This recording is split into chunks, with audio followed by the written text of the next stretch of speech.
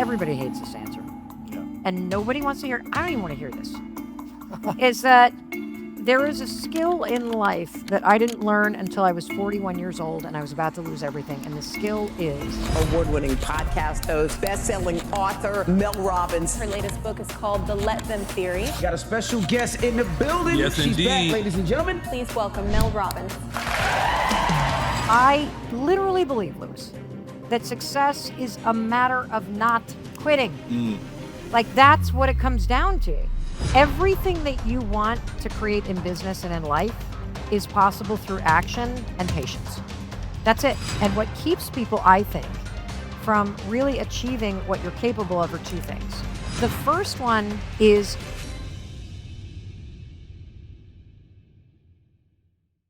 You know, I just had you on the show a few months ago, uh-huh.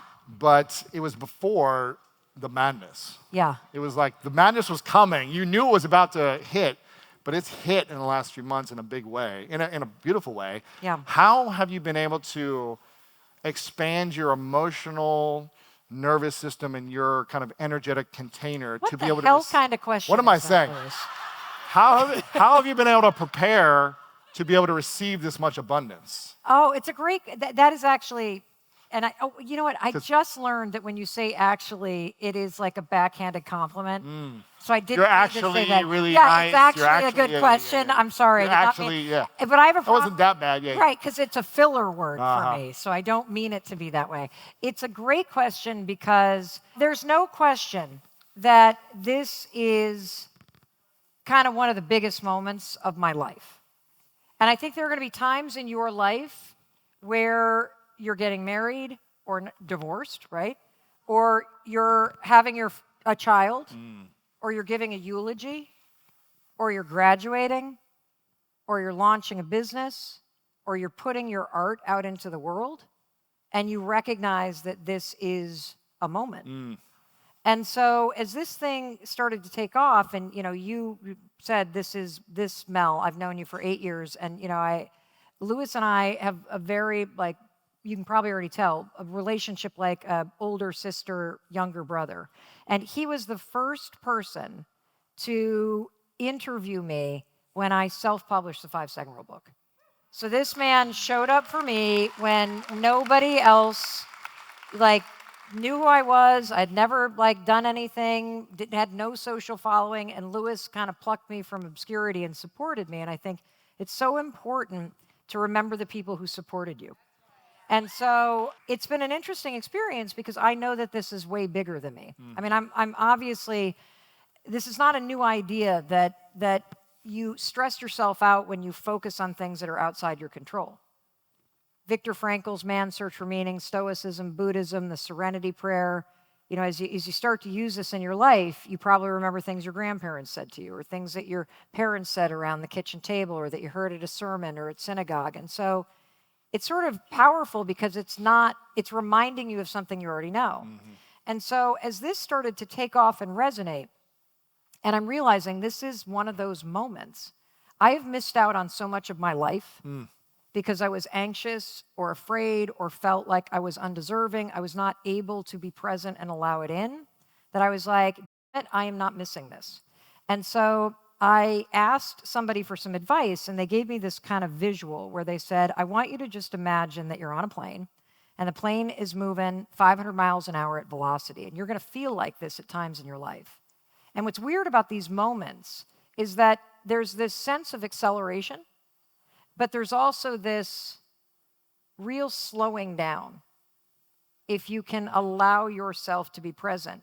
Like if you've ever been present for a child being born, if you've ever stood at the end of an aisle as your partner is about to walk in. It's a moment. It's a moment. And so I have just visualized myself kind of in an airplane that's moving 500 miles an hour, but my job is to sit in the seat and to have my water or something a little harder and look out the window and occasionally check out the view. Enjoy the view. Yes, and I think that it's a useful thing because I've also, in the middle of this, things are going on in life and things are going on, with my kids and with my husband, and everything's not perfect, but I've even noticed that when stuff feels like it's flying sideways, just having this meditation to say, okay, my life can feel like it's moving super fast, but if I just take a breath and remind myself that I don't need to get caught up in this, I can really just stay present in the moment, and that's what's helped me to kind of allow it in, and also just realize it's just so much bigger than me. Like this is tapped into something. Like I think there are times in life where there's a lot of negativity, whether it's in your relationship or your family or your community or the world at large. And if you pay attention, there are corresponding positive messages. And I feel that right now in particular, I mean, you all showed up on, what night is it tonight? Is it a Monday? I think it's Monday. Oh my God, on a Tuesday? Monday night. Tuesday night. I don't know. See, I'm not that present. Oh, man. A Tuesday night to be at an inspiring event, because you're the kind of person that wants to grow and learn and surround yourself with other people who do. That is a big deal. Like there are millions of people 20 miles from here, millions and millions, but you chose to be here. That says something about you. And so I also feel that, you know, in moments where things feel overwhelming in life, that being somebody that is putting something positive out and showing up for people is more important than ever. And you're doing that by being here, and you're doing that by what you do. And so I think kind of you're able to receive it if you're present and if you realize it's almost never about you. Interesting. Now, for the last 8 years since I've known you, and you were working really hard and developing your communication skills for many years before then. You've been one of the top speakers in the world. You've had big moments. You're a great content creator, marketer, entrepreneur. Like you've done a lot of big things in the last 8 years. It's not like this is out of nowhere. For those who are entrepreneurs in the room who have been like trying to build it and grow it, or maybe are struggling, how did you, I guess, emotionally prepare yourself? I know I already asked this a little bit, but how did you really emotionally prepare yourself for what was really to come? I don't think you do. I really don't. No, I'll tell you why, because that question presumes that I like somehow was self-aware enough in the middle of the stuff that you're doing to actually think that I need to prepare myself for something else. Now, it's going to sound like I'm contradicting myself. So Because you knew this was going to be big, though. You had there was like an but energy hold on a before second. launch. So let's go. So if you go back in time, right? Like one of my favorite things to do, because I personally believe, whether we're talking business or you're talking building a social media following, or you're talking any kind of art that you want to take off, any kind of money you want to make, I literally believe, Lewis, that success is a matter of not quitting. Like that's what it comes down to. It really does. And, you know, more than anything else, like I just was like a tenacious person. I'm just like, I'm not going to stop here. And there were so many things that I did not do well. Not at all. I mean, like in terms of like just the talk show that literally got canceled because it sucked. Oh my God, I love you. Thank you for being there. I'll blame the fact that it was canceled on me and not on you, okay? Here's the thing. It didn't suck, though. I mean, how many episodes did you do? Well, we taped like 174. So it can't suck if you do 174 episodes. That's true, but they were airing it. Like it can really stink. But also, there was COVID, right? It stopped because of COVID. You know what, Louis, so here's the thing. I'm You're willing to be honest. discounting yourself, though. I'm going to stop Mel for a second because you're discounting yourself. No, look, you got to look at the ratings. People were not watching. And when they don't watch, But it doesn't. you don't make money. And then they cancel the show. Just because people don't watch doesn't mean it sucks. Okay, now, so hold on. Let's build on this, right? So here's the thing that I developed out of survival. So there are the things that you do out of survival that turn out to be brilliant. And when I was creating some of the things that I'm about to share with you, they were not because I was brilliant. It was because I was trying to keep myself going, especially in times when I needed to pay bills and I needed to get out of debt. And so whenever I felt like quitting, I would literally have a pep talk with myself. And I would say, this is not how my story is going to end. I just refuse to believe that. And I refuse to believe that this is how it ends. And so I would say those kinds of things to myself, even though I felt like this is the end. And I just made the stupidest decision I could have ever made, or I just lost more money, or that didn't work out, just another twist, another. And so that's one thing that I would do. The second thing that I would do, Lewis, is there's this thing that I do with time traveling, where I go to the past and I go to the future. So it's easy in this moment. I don't know where you are in your business. I don't know where you are in your career or your life. But it is easy to sit in this moment and to look backwards and to make sense of all of the twists and turns that have happened to you, right? And to say to yourself, okay, I can see the lessons. I can see how I grew. I can see how that made me stronger. It is a very important skill to take that ability of making sense of the past and actually project it forward. And this is how you develop faith in yourself and your capability to see yourself through the twists and turns that life is going to demand of you. And so as you sit in this moment, the skill to develop from this point forward is to look ahead and tell yourself that I have faith that this moment too, just like every moment I can see in the past, is but a brick on the path of my life that is leading me towards something I cannot see yet.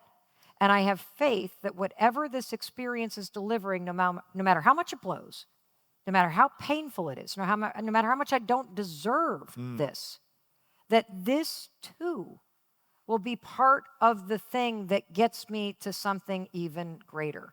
And that is how I built what you're talking about, but never in a million years. Like I have big aspirations and goals, just like everybody here. That's why you're here on a Tuesday night, right? You're investing in yourself, you're learning, you're surrounding yourself with incredible people that want to do the same. And so even though I had amazing goals, like this is completely just blown apart what I ever thought was possible for myself. It's crazy. In a good way. It's amazing. Completely shocked and humbled by it all. What was the goal of like, okay, I'm going to launch this book, and did you have like a number in mind of how big it would be, and then it just went so far above and beyond? Is that what happened? Oh, I just had always thought that it would be great to have a book that I don't even know. Like I wasn't even thinking like 10 million copies of this, that, or the other. Like who sells that many books? Who's even reading books? Right?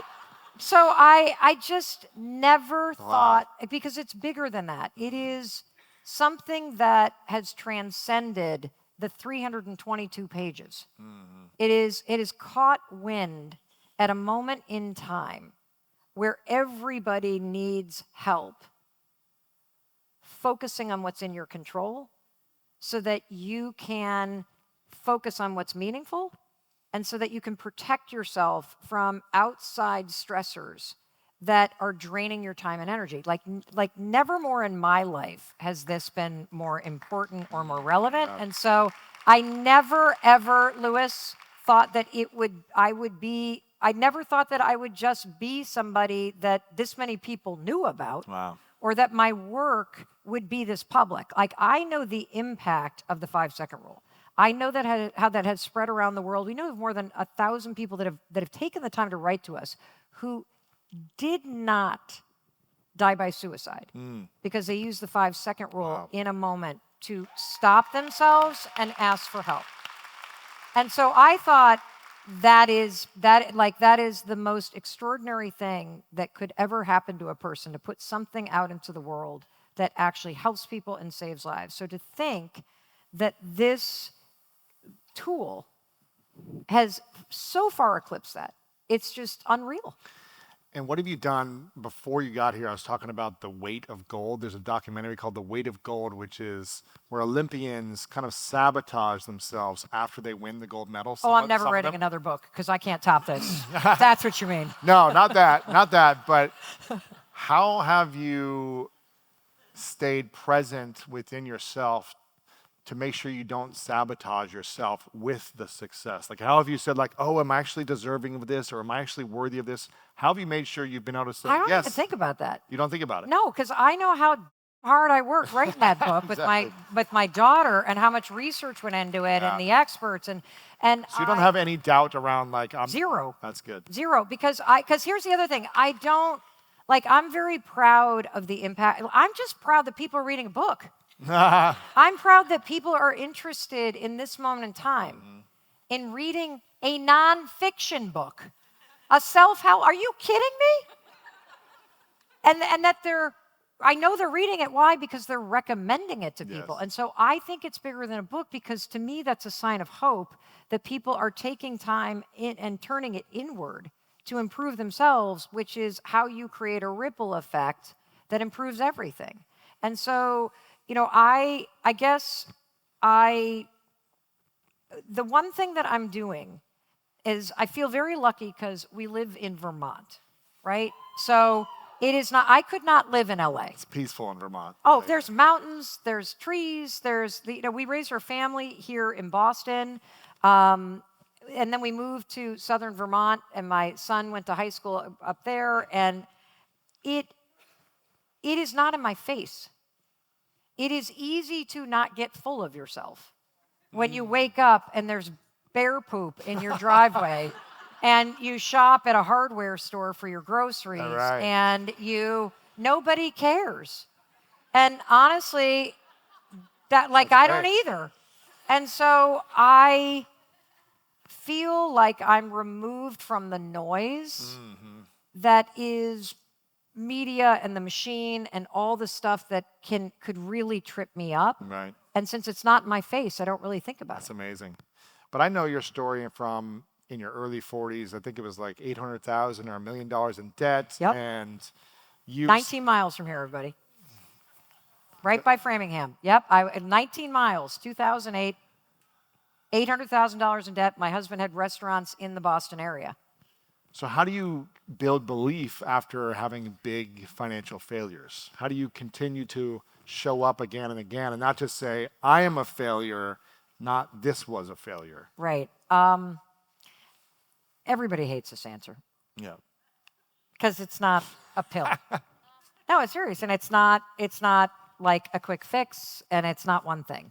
Like I literally will tell you what changed my life was getting out of bed when I didn't feel like it. And the reason why that's important, and it's the same thing that you talk about, and nobody wants to hear it, I don't even want to hear this, is that there is a skill in life that I didn't learn until I was 41 years old and I was about to lose everything. And the skill is, can you do the things you need to do when you don't feel like doing them? It's that simple. Everything that you want to create in business and in life is possible through action and patience. That's it. And if you only did the things you don't feel like doing, you would have everything you wanted. It's true. Being a champion is not a sexy life.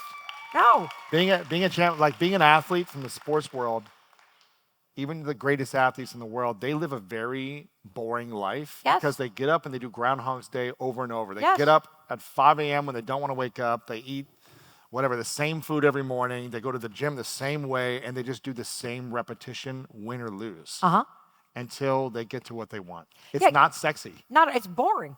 Actually, it's grueling. It's boring. It's the reason why it's a game of not quitting. Because you got to be willing to do all of the things you don't want to do. You got to be willing to do all of the stuff that's boring and grueling on the days no one's watching, nobody cares, nobody's there to help you. It's just you against you. And that's why I'm going to go back and say, if you can't haul your ass out of bed on those mornings on time when you don't feel like it, you're not going to achieve your goals. Because you're not going to make the cold call that you need to, because you're not going to feel like it. You're not going to say no to a deal that's a bad deal for you because you feel like you need it. Like, you're going to get your emotions all jacked up and they're going to run you over. And so when I say, how did I build belief in myself? I did it the only way I know how. It's in proving that I believed in myself and that I could keep my word to myself no matter how I felt. And that begins every morning when the alarm rings. It's a daily battle. Like, even though I invented this thing, 5, 4, 3, 2, 1, to get you out of bed, I still have to use it.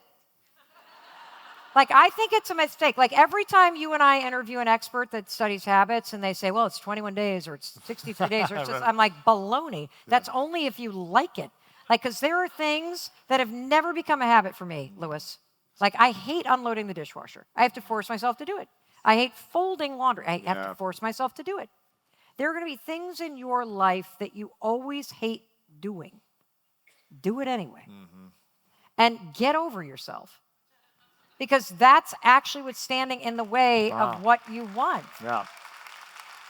You know, it's easy to look at Lewis or me and be like, oh, well, it's so easy. Are you kidding? It's boring. You get up at 5:30 in the morning. You go to the gym.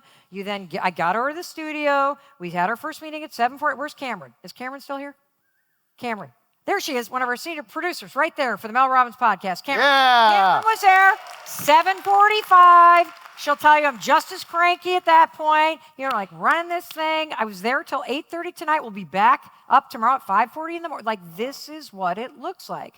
And so for me, how you believe in yourself is that if you can get out of bed enough days in a row, and all you need, in my opinion, is 70%. I'll even give you 60%. If you can get 51%, like, let's shoot low, everybody.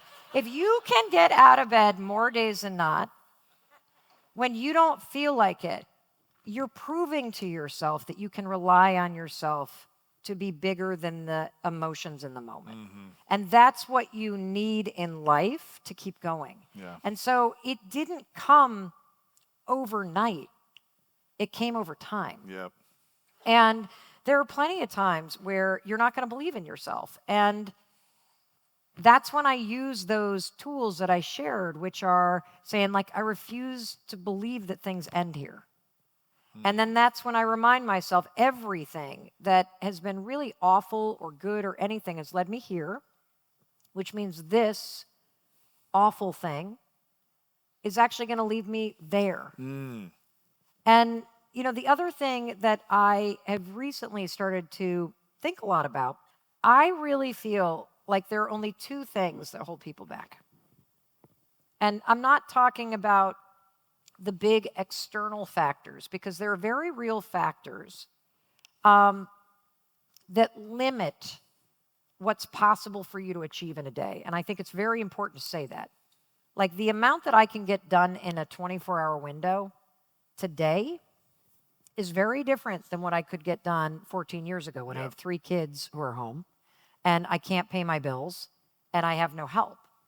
And so don't be beating yourself up when you see that quote, like, yeah, everybody's got the same 24 hours. No, we don't. That is a lie. But you can do a lot with the time that you have. And one of the things, though, that I think I've come to believe is that there's only 2 things that are actually stopping you from getting the results that you want over time. And what keeps people, I think, from really achieving what you're capable of are 2 things. The first one is discouragement. I think this is the single biggest obstacle.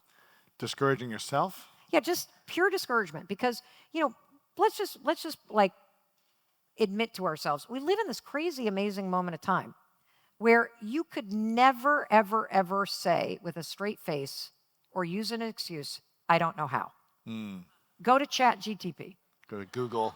No, I'm not kidding. I'm not kidding. Literally, go to ChatGTP and say, act like the world's best life coach or business consultant.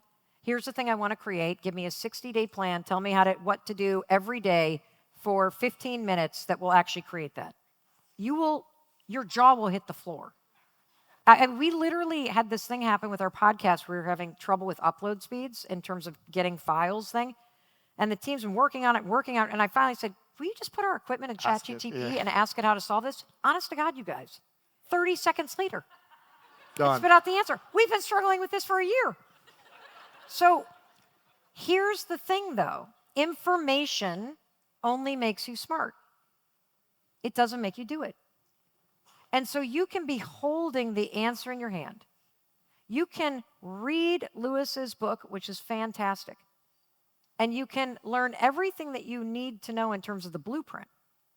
But if you are discouraged, you won't do it because you will believe it's not going to work for you. So how do we overcome discouragement? That's a great question. I don't know. But that's the first thing. You said there's two things. Discouragement. And what do you think are some ways that can help us get out of that? Obviously, your method, 5, 4, 3, 2, 1, gets you moving. Right. But even if you're moving, you could still be doubting or discouraging yourself. Yes. Well, so the thing about using 5, 4, 3, 2, 1 to push through is I felt so discouraged. That's why I wasn't getting out of bed back then. Because I believed there was nothing I could do to get out of the financial mess that we were in. I believed that getting out of bed or looking for a job or laying off the drinking or not screaming at my husband, why would I do it? Like, it's not going to work. It's not going to matter. And if you get yourself in that rut, it's not going to matter, then why would you do it? And so the interesting thing about that moment in time is that I don't know that anybody could have necessarily gotten through to me because I was so convinced. And you know how you can get so right about how stuck you are? Yeah, very righteous. Yes, yeah. It's kind of a way to stay in control, as weird as that is. And so I believe that the best way, for me anyway, was simply that countdown thing, 5, 4, 3, 2, 1, move. And what happened for me is that the action started to prove that there were little things that didn't fix the big problems, but they at least shifted a small thing in me. And again, it doesn't change overnight, it changes over time. So that's one thing. I think the other thing that's really important, honestly, and you're actually already doing it, which is pay attention to input. If you feel discouraged in your life, listening to Lewis, being here on a Tuesday night, where you know he's not going to come here and be like, y'all are losers, and you're never going to achieve your stuff, and this book is not for you because you're going to be broke. No, you knew you were going to get encouragement.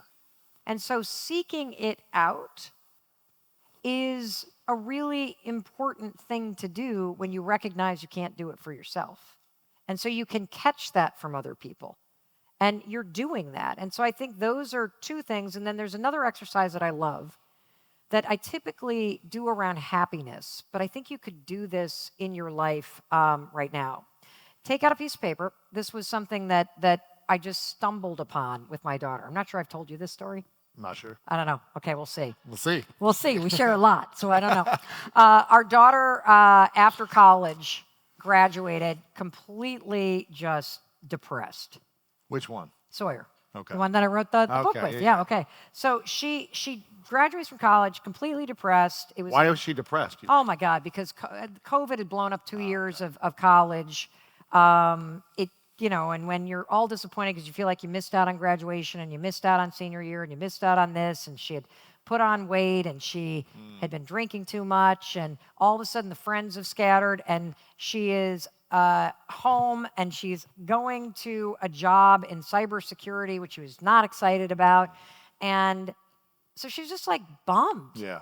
And so she had this breakdown. She was crying like crazy. And when she was finally done crying, we sat down and I said, here's what I said, well, what do you think is going to make you happy? She's like, I don't know what's going to make me happy. And I'm like, okay, here's the thing, hon. I think you do. Take out a piece of paper. And you can do this at any moment in your life. It's the greatest exercise. Draw a line down the center. I want you to now think about a moment in your life where you just felt happier. You don't even have to be like, this is the happiest moment. When were you happier? When did you feel a little bit better? And the first thing that popped out of her mouth was senior year in high school. And first thought of mine was, well, that's kind of sad because that was like 4 years ago. But okay, didn't say that because you don't want to, hit somebody when they're down. So I said, great. I want you to describe a day in the life. What time did you get up? What did you eat for breakfast? What did you do during the day? Who did you see? What did you do after? And she said, I, got up at 6:30. I ate breakfast. I went off to school. I was with my friends all day. We then hung out because we had lacrosse practice. I was dating somebody. I would party on the weekends. I was looking forward to going to college. I'm like, great. Okay, that looks like I can see why you felt better. All right, let's describe your life now. Sleep till 1. I wake up hungover. I don't know what to do all day. I feel terrible. I'm out of shape. I'm not exercised. I don't see my friends. I'm not looking forward to everything. I'm like, okay, compare. Your life provides a map to the things that actually make you feel good. Yes. You just forgot.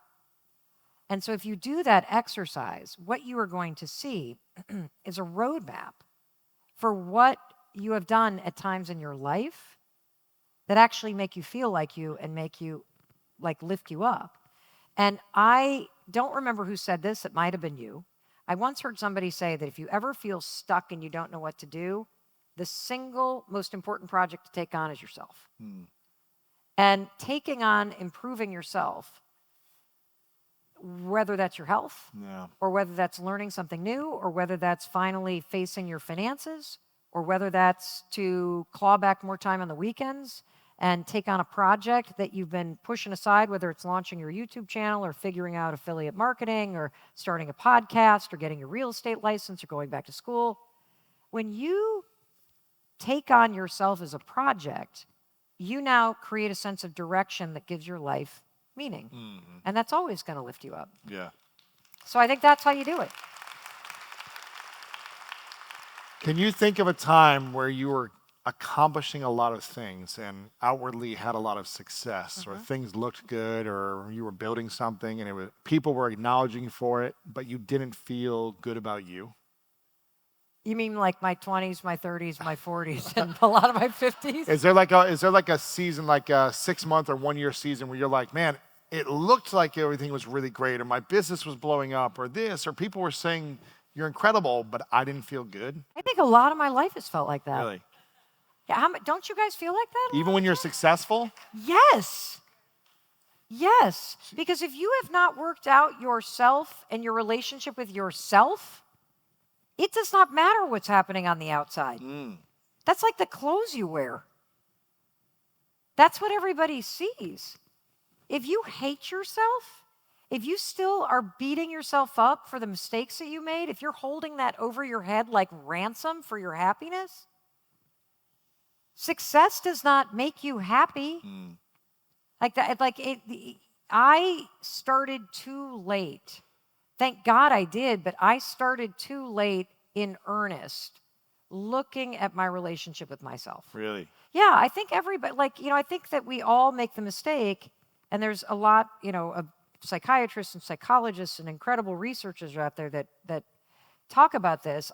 This is not my field of expertise, but I have lived it in terms of hating myself and holding past mistakes over my head and feeling like I'm a bad person. And so many of us chase achievement and tell ourselves that if we just get 1 million followers, if we just have $1 million in the bank, if we just drive the right car, if we just have the right clothes, if we're just in the right friend group, then those things on the outside somehow repair the things on the inside. Those are just the things you're doing. How you're feeling about yourself is the game. And the faster you can dedicate time and energy to looking at who you are and what you can learn from the mistakes that you've made and how you forgive yourself for the things that you did that hurt other people and the things that you've done to yourself that hurt you, so that you can step fully into the next chapter of your life feeling like you've got your arm around your own shoulder. Like, that is the greatest gift you could ever give to yourself. Yes. For real. Absolutely. And I also think, back to your question, it's one of the reasons why I am humbled profoundly by what is happening in my career right now. But I'm very clear, this is a job. My identity is not the podcast or this book. Full stop. And it wasn't until I could get good with myself and the kind of person that I am and forgiving myself for the mistakes that I've made in the past, instead of just constantly, relentlessly beating myself up over regrets and like waking up every day and feeling like I've done something wrong and trying to prove that it wasn't until I got to the point that I was good with myself that you have this very detached experience about the things that happen out there. It's great. It's a measure of like the impact that you make, but it doesn't change anything about how I feel about myself. Wow. And I never, ever, ever even knew that it was possible to be good with yourself. That's how much I trash myself. Wow. When did you start to like take that on, that journey for yourself where you said, I'm good with me no matter what happens in career or numbers or money? I think that I didn't realize that I had actually achieved this breakthrough for myself until the success of this project, and I just completely felt detached from how successful this thing was. So in And the I- last few months. Yes. And I've been working very, very, very hard to look at the stuff that went down in childhood, the things that I did that were crazy unhealthy coping mechanisms in especially my late teens and my 20s and, even into my early 30s. What were some of those? Oh God, how long do we have? I think like 23. I mean, everything from the drugs to the drinking to the stealing to cheating on people to like I literally will bump into old boyfriends and be like, oh my God, I'm so sorry you met me. Like when I didn't realize I had childhood trauma and I had been the victim of this and I'd repressed all these memories and instead I had a form of ADHD that was not diagnosed. And it was the type that makes you like really impulsive and you have really low dopamine. And so like you literally are seeking thrill-seeking behaviors like, shoplifting or, cheating on nice guys. And oh my God, I'm really sorry. And they're like, great to see you too. Oh, wow. And you used to beat yourself up a lot. Daily. Every day. Oh my thinking God. about it. I mean, am I the only one that would literally you send a text and you're like, oh my God, Lewis did not text back. Is Lewis mad at me? Like, I have not heard from Lewis in a day. Is something going on with Lewis? Like, I must have done something wrong. And so I now know because I've spent enough time, just like you have, and like you do because you listen to Lewis, hearing from experts and going, oh, wait a minute. Hold on a second. Why is my default thought that I've done something wrong? Why am I so hard on myself? Why am I so busy that I cannot actually sit still? Interesting. And I didn't even realize, you guys, how, and it's a double-edged sword because, if you're going to be an entrepreneur and successful in business, you got to have a drive. You know that you're signing up for 80-hour weeks. You know that there is going to be an amount of go, go, go that is part of the job and the demand of actually going after something big. That's just what you're signing up for. But what I started to realize, and I don't know if any of you have had this epiphany, but you certainly have, I've noticed, that I actually was busy as a default. And I didn't realize this until the pandemic hit, and there's nowhere to go. And then all of a sudden you get all fidgety because you can't run to Target, or you can't run to the coffee shop, or you can't run to see your friends, or you can't run over here. And I started to, and then we moved to Vermont, and I'm like, oh my God, there's nowhere to go. And, my skin is crawling, and I started to realize that my resting state was go, go, go, go, go, go. And that sounds exhausting. It was exhausting. I think and actually the research now shows, this comes from Dr. Aditi Nurakar over at Harvard's Beth Israel Deaconess. She runs their massive stress management clinic. Her research shows that 83% of people are actually living in a state of chronic fight or flight, Wow. meaning your amygdala is going. So if you are procrastinating more than ever, if you feel on edge, if you feel more irritable, if you are struggling to focus more than ever, the issue is that your stress response is running you. And that was me. And if I go back through my history, I had an incident happen in 4th grade where I woke up and we were in a big family like ski trip thing with a bunch of other families. And I woke up, I was sound asleep. So a moment when you're safe and resting. And I woke up to an older kid on top of me. Ooh. And I rolled over and I don't remember what happened next. And then the next morning, I woke up and I had the sheets over me, and my immediate, because I'm in like my 10-year-old body, I immediately sense something's wrong. And then part of the human wiring when you're little, and I didn't know any of this stuff, you guys, till I'm like in my 40s, that the human design is such that when you're a little kid, you don't have something. This is from Dr. Paul Conti at Stanford, who is one of the world's leading experts on trauma. I always thought trauma was like, you've been to war, you've been the victim of violent crime, like something like wildly horrific had happened to you. It was a whole new thing for me to understand that trauma is any experience that actually is remembered in the body in an alarm state. It gets recorded in your nervous system. So this happens to me. I wake up at 10 years old. My first experience is something bad's happened, and then because you're little, you developmentally do not have something called attribution. Attribution is a human being's availability, or a human being's ability to look outside yourself and attribute what you're feeling to somebody else. So little kids, I think this is one of the cruelest things about the human design. Little kids do not have attribution. So when your mom or dad came home, and some people have that experience where you hear a car pull up on the gravel driveway and you freeze a little. Mm-hmm. Or you get excited. Well, yeah, that's a positive one. Yeah, but if you freeze a little, oh yeah, that's because when some people came home when you were little, you know what happened.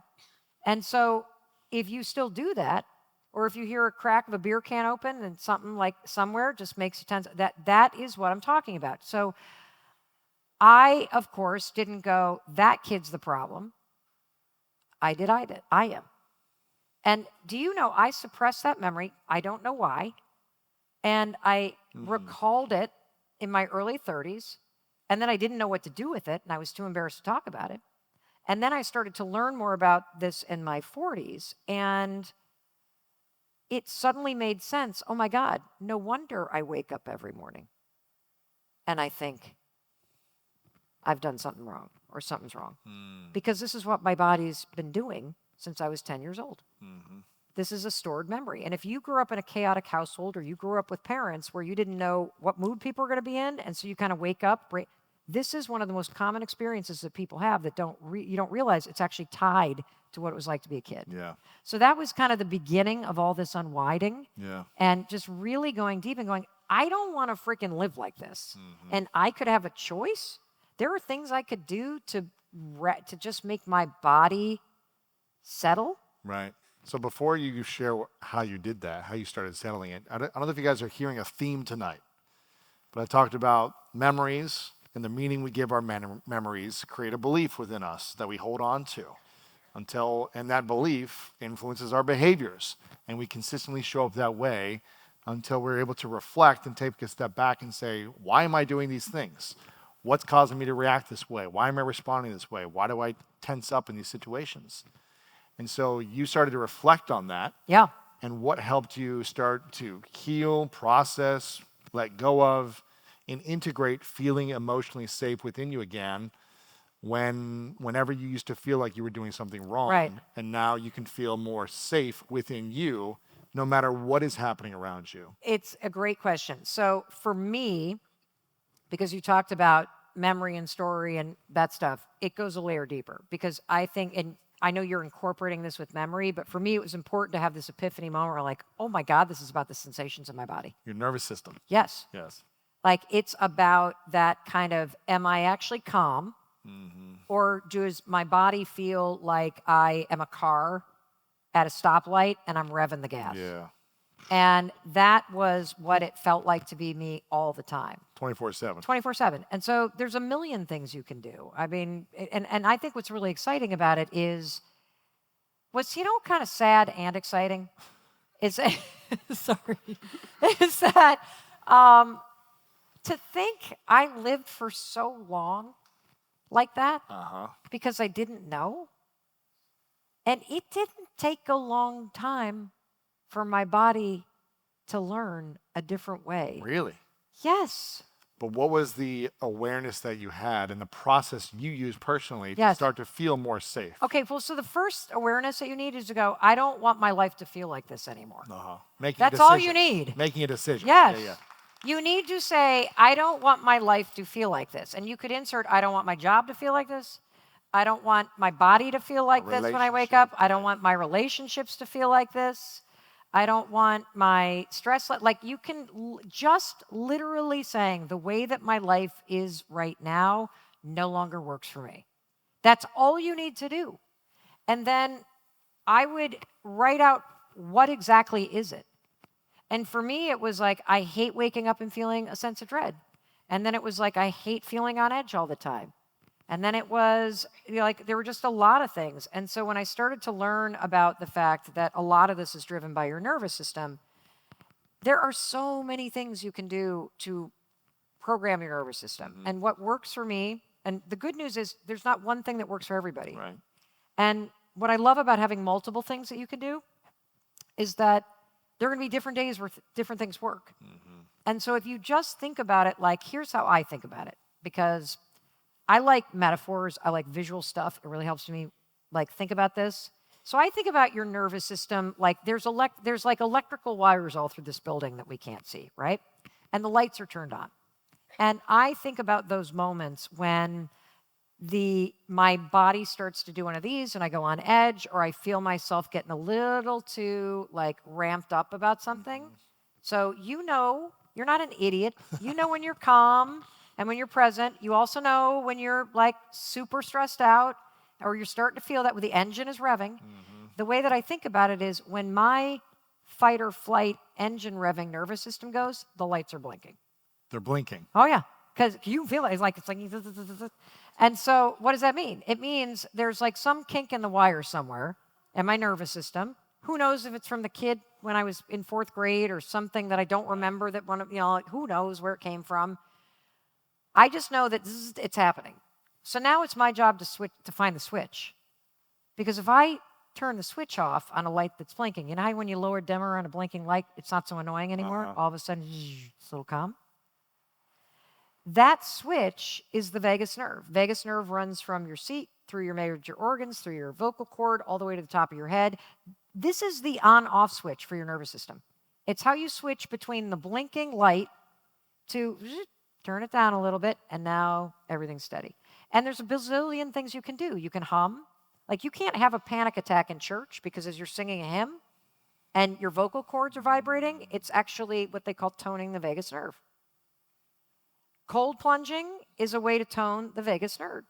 And cold plunging also works because you are putting yourself in a setting, whether you're in the shower or the bathtub or the ice bath, where all of a sudden the lights start to blink. You get in that cold water, it's like, oh my God, oh my God, oh my God. And then as you breathe, you're hitting that dimmer switch and you're bringing it down. Meditation, another way that you can do it. There are so many, like just go to ChatGTP and say, I would act like the world's best psychologist and tell me what to do twice a day to tone the vagus nerve and actually calm my nervous system. And there you'll have the answer. And then you're going to, that's not going to work for me. I'm not going to do it because I'm discouraged. And then you're now going to use 5, 4, 3, 2, 1. I'm going to do it. I don't know if anyone here has ever done this. I don't know if you've ever done this where you felt the blinking, you felt the stress, and you've tried to get someone else to stop what they're doing to cause that stress within you. Yes. I don't know it's if called you've ever, marriage. It's called marriage. Parenting. Work. Watch what you say, though, Yeah, you mean like all the emails have you ever read one of those emails like type, and they're like, best. Send. You know what I mean? Like when you do that? Yeah. But I mean when you try to control or stop someone else from doing something that's causing you to react stressed out. Oh, yeah. And trying to control everything in your environment except for managing yourself. Yes. Have you heard of something called the let them theory? Yeah. Is that something you used to do, though? Yes, of course. Well, because other people are annoying and they stress you out and they worry you. And so this is the problem. We all have a fundamental need for control, right? It makes you feel safe. I need to feel in control of, like, even like Lewis, I'll give you an example. You ready? Oh. I'll give you an example. What I do? Okay? Like, so Lewis, like, comes back as you guys were sharing. He's oh, like, yeah. 5 minutes. Yeah, I I'm said, like, you got 5 more great. minutes? Are you good? Yeah, I'm like, I'm great. And so literally like 11 minutes go by. Yeah. She's Right? like, And now I said can't Bob- control him. Oh, yeah, And I'm yeah. starting to feel it. So now I'm like, okay, should I sit? And I'm like, let him. Let him. Because if I'm standing backstage and I'm now starting to get like, okay, what's happening? How I can't control what's happening out here. So let him do that. And let me just stand back here and take a deep breath and be so proud of my friend. Yeah. Who is here in Boston, in the town where we raised our kids, with all of you amazing people. But how many times have you felt yourself getting stressed in the grocery store line or stressed on the Mass Pike? I mean, how irritating is that when they close the tunnel? What idiots are painting like the tunnel on a Monday? Let them, right? So, yes. See, what happens is when other people's behavior is annoying or bothers you or stresses you out or upsets you, it makes you feel out of control. Yes. Nothing makes me feel more out of control than when I need a red eye from Dunkin' Donuts and the line is really long in the morning. You know what I'm saying? And so you tend to then make this mistake when other people are upsetting you of controlling what they're doing. And that's something you did for a long time? My whole life. I still do it. That's why I need the let them theory, to stop myself from doing it. We all do it because we have a need to be in control, and other people's behavior often makes you feel out of control. I mean, have you ever, like, if I think back to some of my like relationships before I met Chris, you know, like when somebody breaks up with you, and then you're the loser that's trying to like control what happened, bring them back, and like hang around and make yourself better looking so that they'll take you back. Like, that's a form of control. Yeah. Right? Because you're trying to take away the pain by making them do something. And it took me a very long time. I'm clearly a slow learner about these life lessons. Me too.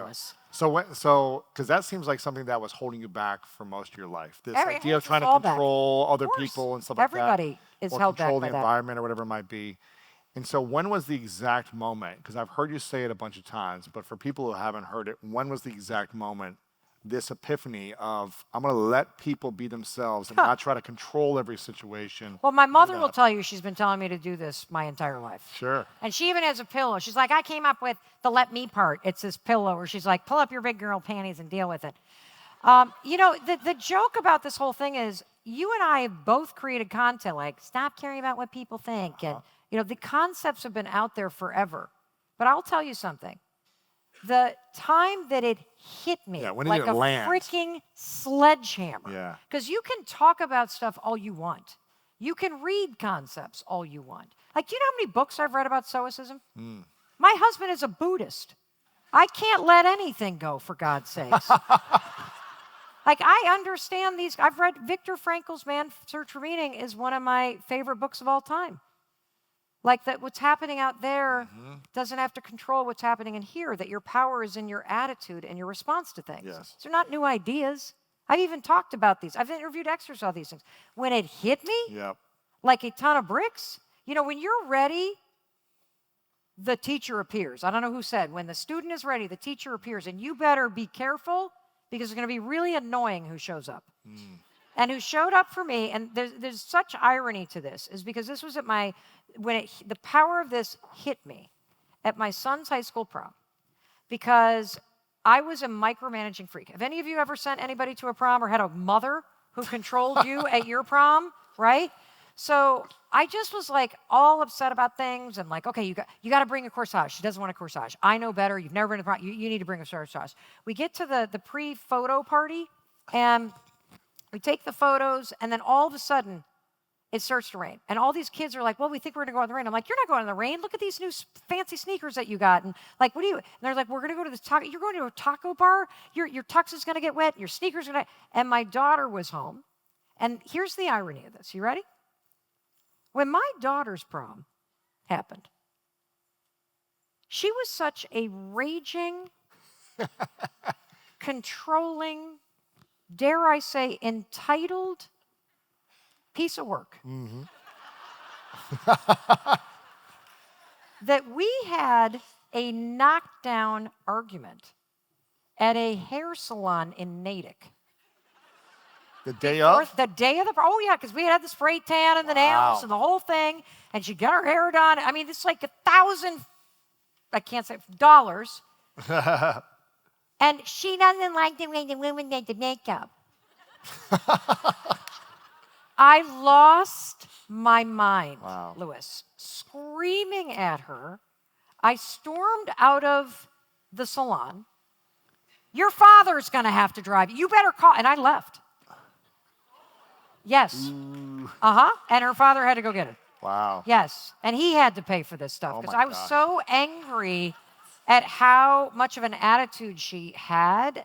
I'm like, this is a prom. It's not like, come on, you're not on the cover of Vanity Fair. Right. You're going to a public high school prom. But I'm the idiot paying for this stuff. So, of course, anyway, it's a whole story. Anyway, okay, so.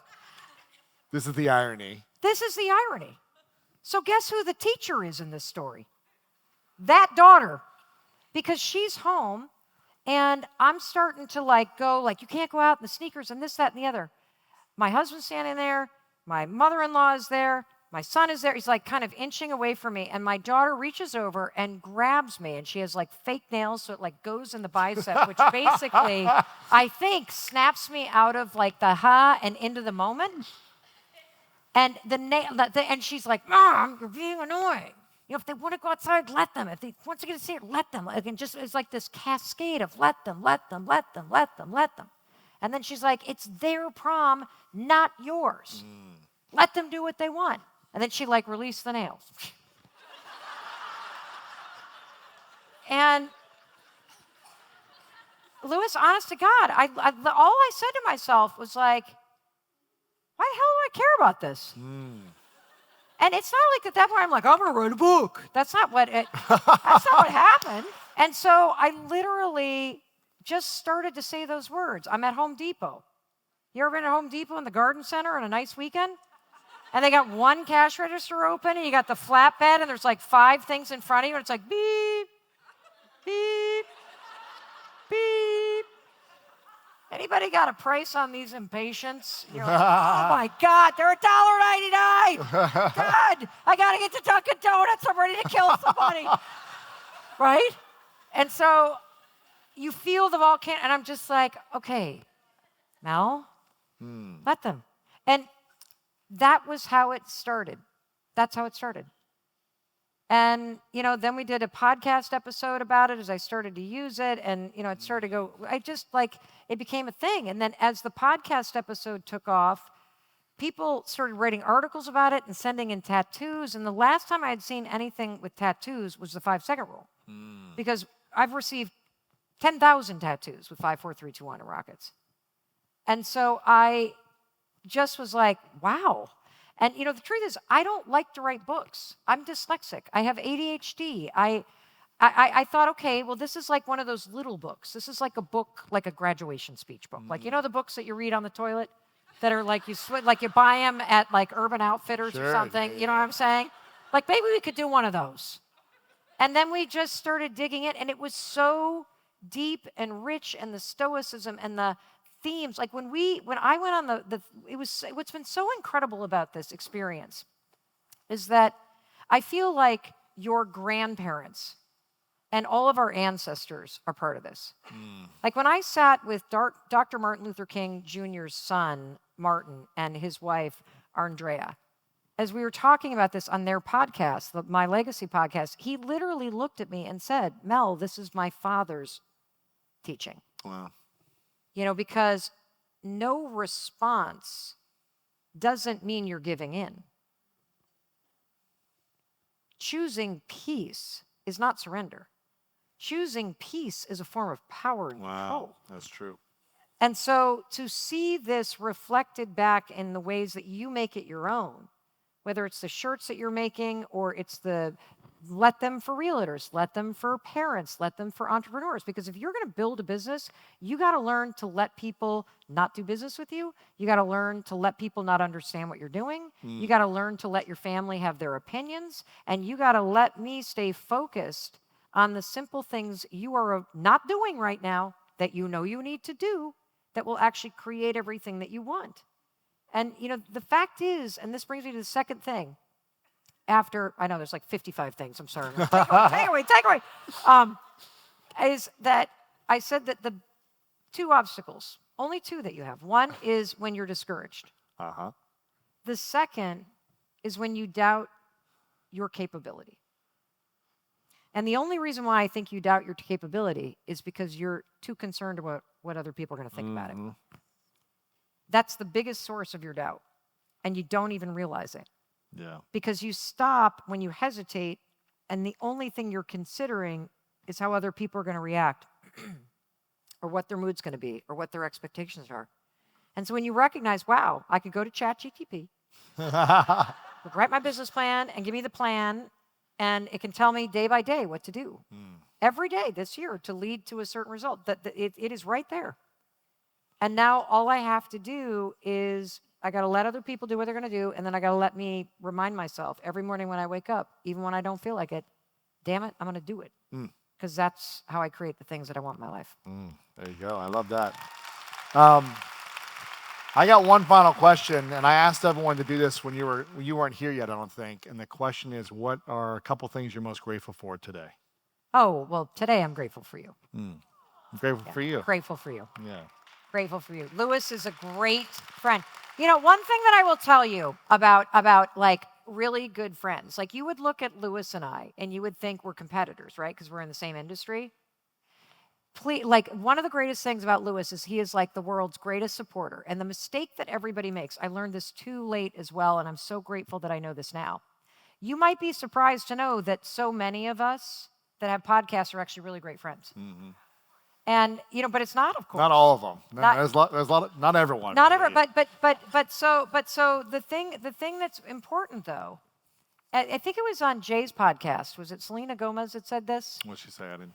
I think that's who he said. I think that this is who, like when he shared this sentiment, because I'm like, Jay, you're right. He said the mistake that people make is you actually think the other people that own restaurants or who are in real estate or other entrepreneurs that you're competing against them.